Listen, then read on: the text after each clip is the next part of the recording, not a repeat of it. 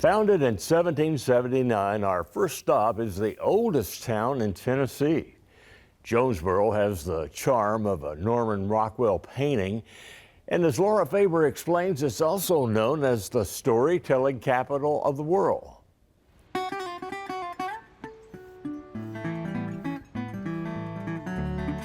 Once upon a time, back in 1779, before Tennessee was a state, the town of Jonesborough was established. Tucked into the Appalachian Mountains of East Tennessee, what you won't find today is boarded up buildings. I think a lot of people come to Main Street, Jonesborough, and they walk through the well-preserved town, they see the 18th century buildings, and they're in awe at the architecture. But after they spend a little time, I think they realize that the special part of Jonesborough is the people. Cameo Waters is the director of tourism in Main Street for Jonesborough. She grew up just up the road and has seen firsthand the lifelong commitment residents here have had to preserving what makes Tennessee's oldest town so special. In the 70s, when downtowns really started to die down, people moved to shopping malls. Jonesborough's community members decided they didn't want that to happen. So for us, we were about 20 years ahead of that national movement. Of all the events Jonesborough hosts, and there are many, the granddaddy of them all is the National Storytelling Festival. Held the first weekend of October, it draws thousands of people from all over the world. Like, this is one of the oldest mountain ranges in the world. This is the oldest town in Tennessee. And storytelling is the world's oldest art form. And what Jonesborough has done over many, many years has cultivated a tradition that's so important to this region, to these mountains, to the ways of life. Kieran Saran, president of the International Storytelling Center, says the festival started in 1973 by a school teacher named Jimmy Neal Smith. It was part of the folk revival movement, so there was folk festivals happening across the country, and the word spread. Now, this is before the internet. Word spread, and people thought, wow, there's a storytelling festival, and storytellers that were performing at folk festivals descended on Jonesborough, and what was 60 people turned into a few thousand, and now we have about 11,000 people that come here for the National Storytelling Festival. There are unique places to stay, like the historic Eureka Inn, currently under renovation and for sale. The Butterfly Cottage, private and quaint, sits on the first plot ever recorded in Jonesborough. The historic Stone Cellar Suite offers a private stay on the lower level of one of the town's oldest homes. Though people don't stay here anymore, the famous Chester Inn is where we met Ann Mason. She knows this town's history. She gives tours and is the executive director of the Heritage Alliance. So this is the parlor room. This is where guests came and they checked in, and this is where you spent your time.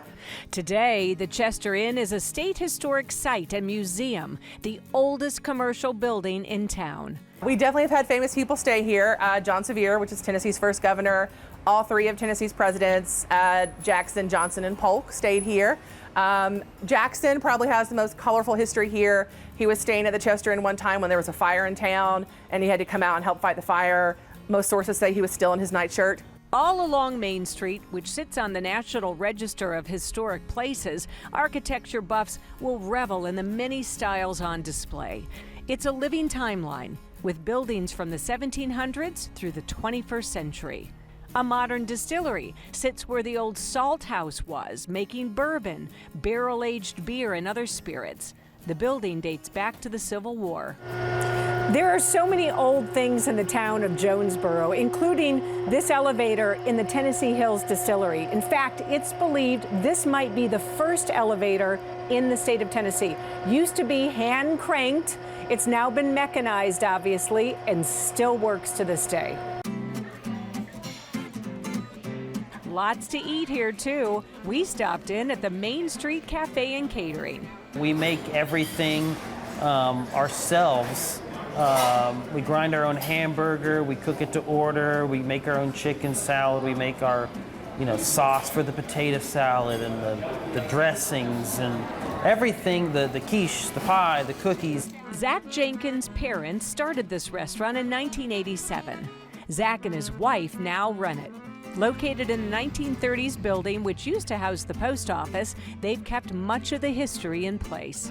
You have the original press tin ceiling, the original globe lamps, the original wood floor, original giant windows that are very cold in the wintertime.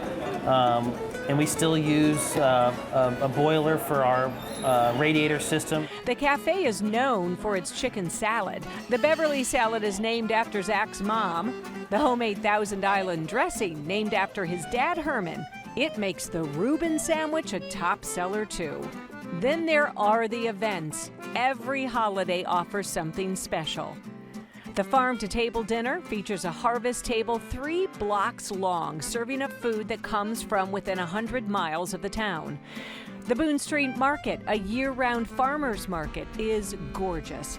And for the kids, the nearby Wetlands Water Park offers a cool escape in the summer. When a place is made up of thousands of stories like Jonesborough is, it's hard to sum it up in just one for TV. Maybe the best idea is for you to visit yourself and tell your own story.